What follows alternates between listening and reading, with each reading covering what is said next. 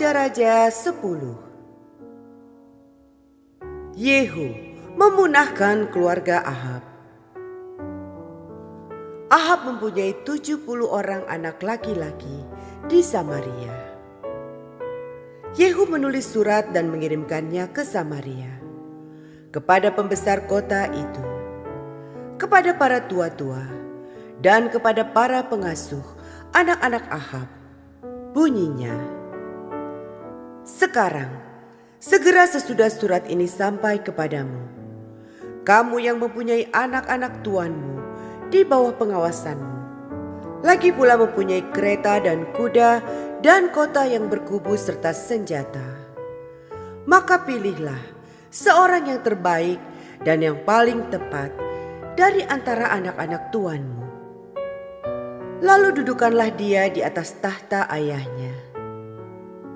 Kemudian berperanglah membela keluarga tuanmu." Tetapi mereka sangat takut dan berkata, "Sedangkan kedua raja itu tidak dapat bertahan menghadapinya, bagaimana mungkin kita ini dapat bertahan?" Sebab itu, kepala istana dan kepala kota, juga para tua-tua dan para pengasuh, mengirim pesan kepada Yehu. Bunyinya,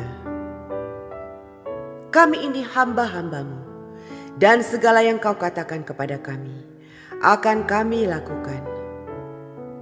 Kami tidak hendak mengangkat seseorang menjadi raja. Lakukanlah apa yang baik menurut pemandanganmu." Kemudian Yehu menulis surat untuk kedua kalinya kepada mereka. Bunyinya, "Jika kamu memihak kepadaku dan mau menurut perkataanku, ambillah kepala anak-anak tuanmu dan datanglah kepadaku besok, kira-kira waktu ini, ke Yezreel." Adapun ke-70 anak raja itu tinggal bersama-sama orang-orang besar di kota itu yang mendidik mereka. Tatkala surat itu sampai kepada mereka, mereka mengambil anak-anak raja itu, menyembelih ke-70 orang itu, menaruh kepala orang-orang itu ke dalam keranjang, dan mengirimkan semuanya kepada Yehu di Yezreel. Ketika suruhan datang memberitahukan kepadanya, telah dibawa orang kepala anak-anak raja itu, berkatalah Yehu, "Susunlah semuanya menjadi 2 timbunan di depan pintu gerbang sampai pagi."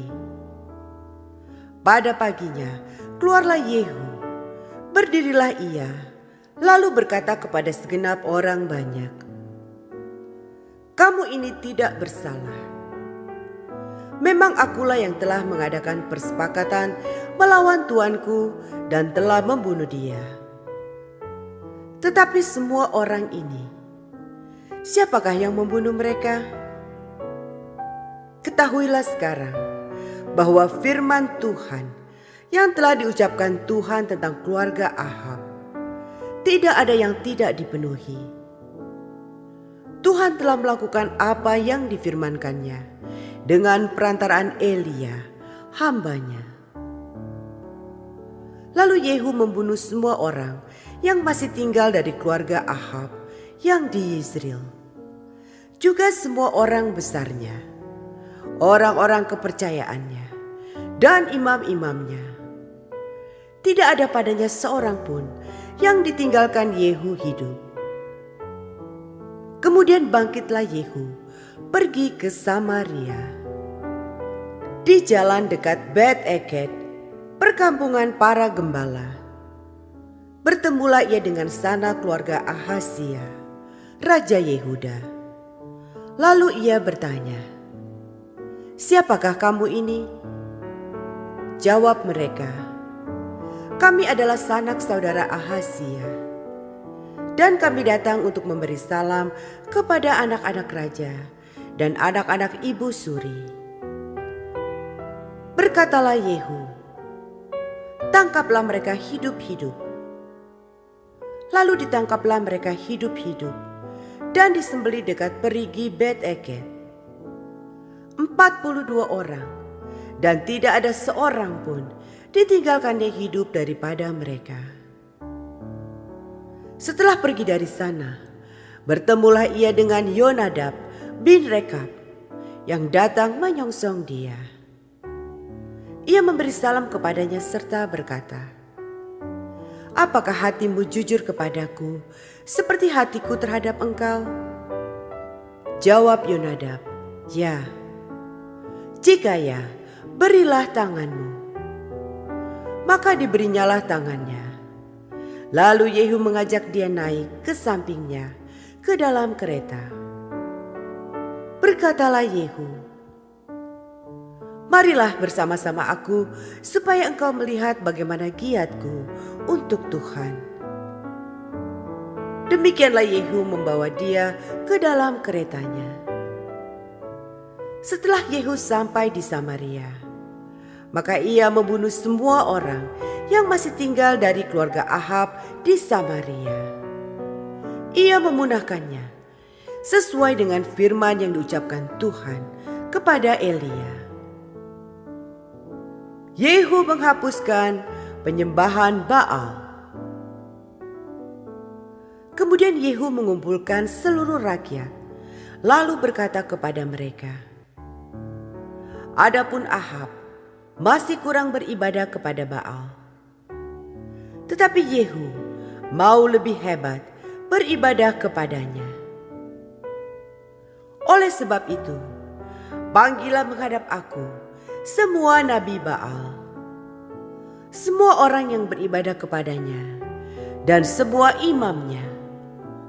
Seorang pun tidak boleh tidak hadir, sebab aku hendak mempersembahkan korban yang besar kepada Baal.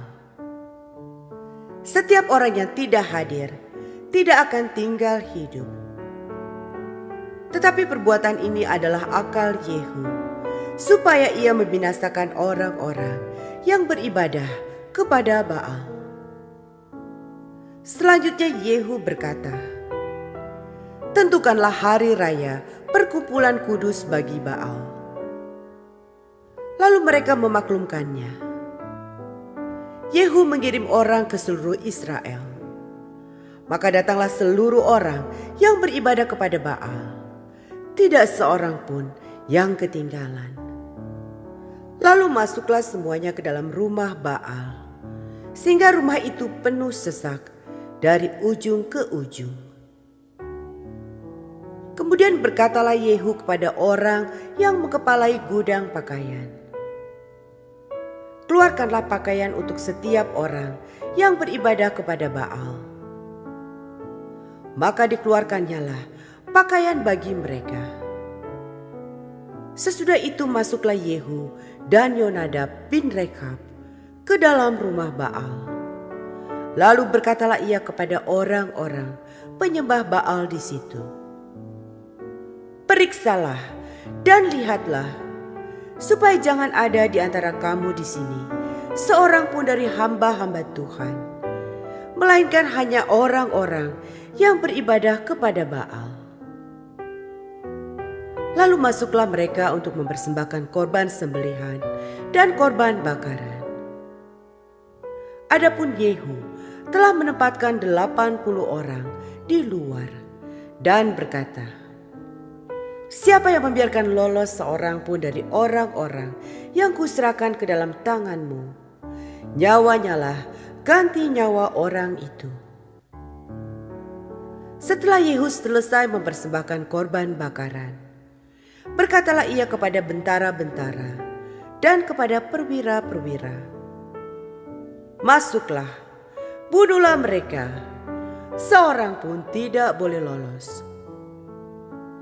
Maka dibunuhlah mereka dengan mata pedang, lalu mayatnya dibuang.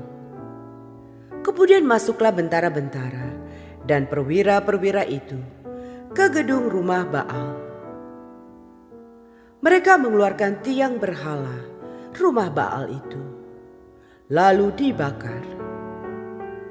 Mereka merobohkan tugu berhala Baal itu, merobohkan juga rumah Baal, dan membuatnya menjadi jamban. Begitulah sampai hari ini. Demikianlah Yehu memunahkan Baal dari Israel.